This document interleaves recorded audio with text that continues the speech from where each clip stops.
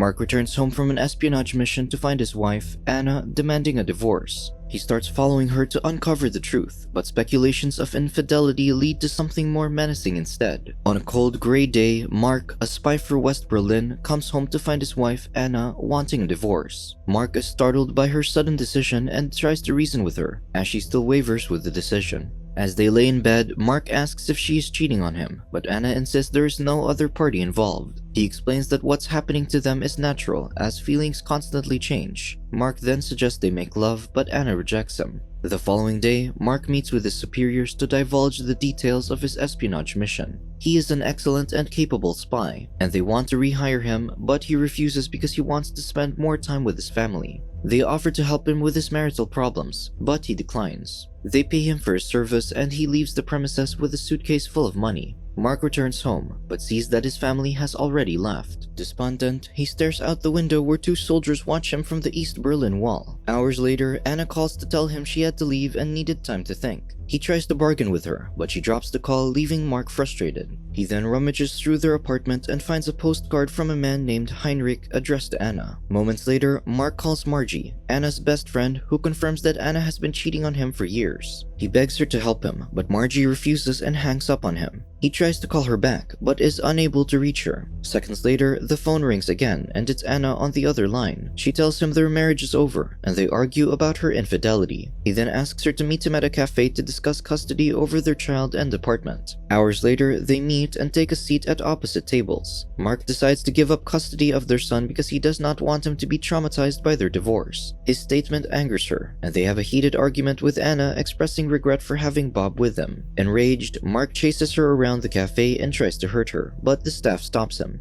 Mark becomes depressed and goes on a drinking spree for weeks. Sometime later, he recovers and decides to visit Bob in their apartment. To his shock, he discovers his son alone and neglected and finds the place a mess, as Anna never returned for him. Hours later, a disheveled and weary Anna returns to the apartment. She tries to explain, but Mark doesn't want to hear her excuses and refuses to leave Bob with her. He orders her to break up with Heinrich immediately, so they can be a family again. Anna tries to fight him, but she breaks down and cries. Mark then puts her to bed so she can rest. Mark discovers her empty bed at midnight, and Heinrich calls to tell him that Anna is with him. Mark then finds a note from her saying she left to talk to Margie. He immediately calls Margie and asks for Anna's location. However, she doesn't know, so Mark asks for Heinrich's number instead. He phones Heinrich, only for Heinrich's mother to answer and tell him that she hasn't seen Anna for weeks. The following day, Mark takes Bob to school and meets a teacher named Helen who eerily resembles Anna. Later, Mark goes to Heinrich's apartment and confronts him about the affair. An eccentric Heinrich tells him he didn't call last night as he was in Hamburg, but Mark doesn't believe him. They argue, escalating into a fistfight where Heinrich beats Mark handily. Mark returns to his apartment and finds Anna with Bob. Mark confronts her for lying to him about her whereabouts last night, saying he spoke to Margie and Heinrich. Anna becomes furious about his constant nagging and tells him he disgusts her. They have a screaming match, and in her fury, Anna slaps him. Mark then taunts her to do it again, but she laughs instead. She attempts to flee, but Mark stops her and beats her up. Anna then runs away and Mark follows her outside. With a crazed look in her eyes, Anna walks away. Later in the day, Margie arrives to look after Bob, and she cleans Mark up. Mark then meets with a private investigator named Mr. Zimmerman and hires him to follow Anna. Afterward, he goes back home to find his son and Margie asleep. The following day, he spies the same two soldiers looking at him from the other side of the Berlin Wall.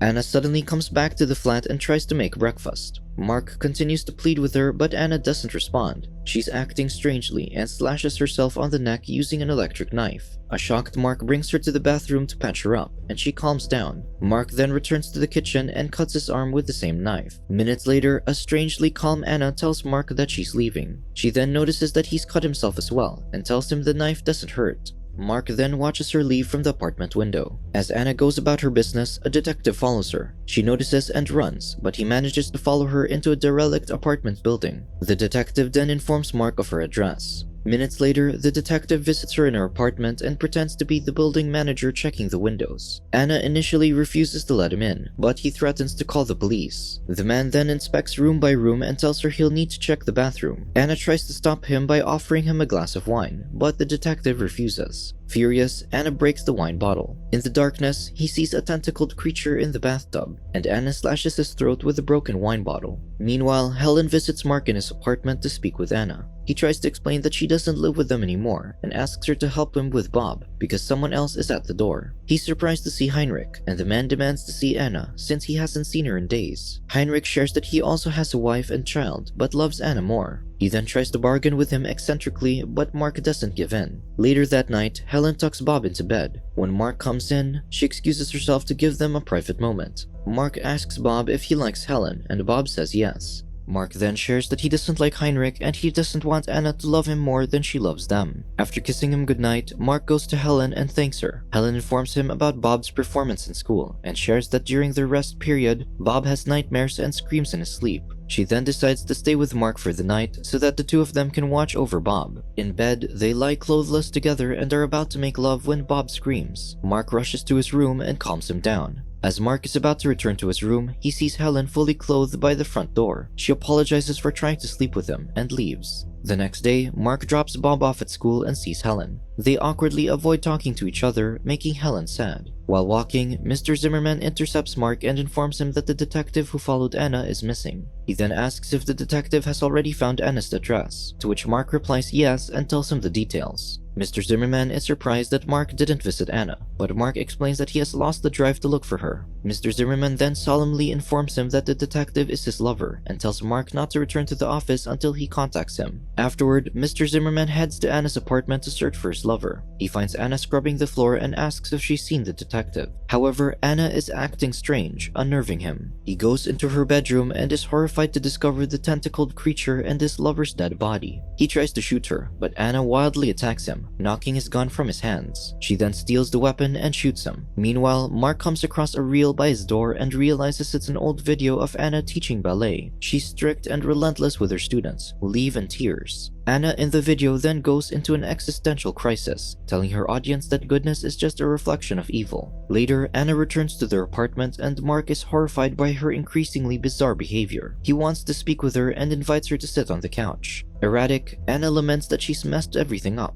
and she feels alone and wounded. She then recounts how she violently lost the baby growing in her womb in the subway. Mark then comments that she looks uglier and he now finds her repulsive. He then asks her to return her wedding ring, which she obliges. Anna is about to leave, but Mark asks if she would still walk over him if he threw himself at her feet and yelped. She says that she will, but when he kneels in front of her, Anna ignores him and leaves. Hours later, Mark tries to call Heinrich, but Heinrich's mother answers. He shares Anna's new address and tells her to relay the information to Heinrich. Afterward, Mark picks Bob up from school, and Helen hands him a paper with her full name and address. Meanwhile, Heinrich visits Anna in her apartment, but is horrified to discover the creature in one of the rooms and dismembered body parts in her fridge. Anna then stabs him, but Heinrich escapes. A bloody Heinrich then phones Mark for help. After ending the call, Mark gleefully tells his son that Anna is looking for him. Mark then arrives at Anna's apartment and is horrified to find the mutilated body parts of Mr. Zimmerman and the detective in the fridge. He screams and takes a breather on the balcony where he thinks of an idea. He heads to the bar across the street where Heinrich is waiting for him. They meet in the restroom where Heinrich recounts his near-fatal experience with Anna, but Mark dismisses it as a joke and tells him he's drunk. Heinrich insists that she's sick and they need to help her. He suggests that Mark pay him for enduring Anna's stabbing. An unhinged Mark then feigns sickness so Heinrich will follow him to a stall. He then knocks Heinrich out and submerges his face in the toilet water, drowning him. He stages the scene to make it look like Heinrich offed himself. Mark returns to Anna's apartment and sets it on fire, before escaping on Heinrich's motorcycle. Mark returns to his apartment and finds an injured Margie with her throat slashed by the elevator. He carries her back to the apartment, where she dies, and sets her down on the bathroom floor. He sees Anna in their bedroom and she helps him clean up, before they make love on the kitchen floor. Moments later, Anna explains she ended Margie's life because she saw the mutilated body parts and the creature. She then asks him for money because she deemed her apartment unsafe. Mark instructs her to wait in Margie's place while he takes care of everything. They spot Bob lingering by the doorway, and Anna tearfully kisses him before handing him over to Mark. Mark then takes Margie's body and places it in his car. He returns to his apartment, where he receives a phone call from Heinrich's worried mother, who asks why her son hasn't called her back. Mark reasons he forgot her number, but the woman explains she can sense her son is in trouble. She then tells him that she went to Anna's apartment earlier to find Heinrich, but since it was on fire, she went to the bar to search for him, where she found his corpse in the bathroom.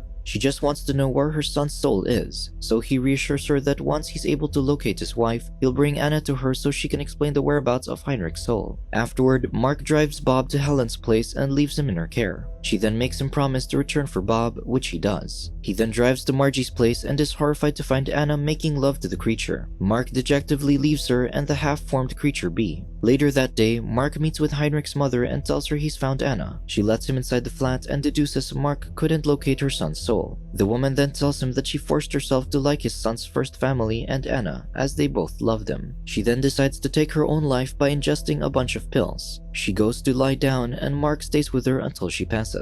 The following day, Mark contemplates by the bridge and notices a group of soldiers spying on him from across the Berlin Wall. Suddenly, his former associate appears and pressures him to return, but Mark refuses and leaves. Mark drives back to Margie's house but finds it surrounded by the police and his former associates. He hails a cab and orders the taxi driver at gunpoint to crash the vehicle onto the police cars. With no choice, the man does what he is ordered to do. As the cab crashes into the police cars, Mark leaps out and begins shooting at them, leaving one dead. He then runs to the house to get his car. As he's driving away, he crashes his car into the police vehicle, which explodes on impact. Afterward, an unhinged Mark flees the scene using Heinrich's motorcycle. Driving at high speed, he loses control of the bike and it skids, throwing him off. Injured, he flees inside one of the buildings along the harbor. Once inside, he tries to climb up the stairs where he spots Anna and a man down below. Anna catches up to him and tells him the creature is complete. The creature reveals itself to him, and Mark is shocked as he is face to face with his doppelganger. When Mark is about to shoot him, they're ambushed by the police below, who rains bullets at them. A bloody and injured Anna drags herself to Mark and kisses him. Mark's doppelganger then sinisterly smiles at a bloody Mark and makes his way to the top of the stairs, where he finds the perplexed woman shocked by the events below. She then assists him in escaping through the roof. The police and former associate then climb up the stairs to investigate the scene. Sometime later, Bob is eating breakfast at Helen's flat. The doorbell rings and Bob implores Helen not to open it. However, Helen insists, despite Bob begging her not to. He then runs upstairs and into the bathroom, submerging himself face down in the bathtub. At the door, Helen becomes frightened by the sound of sirens, planes, and explosions outside. She sees the doppelganger silhouette through the frosted glass door, turns her back to him, and stares wide-eyed at the situation unfolding.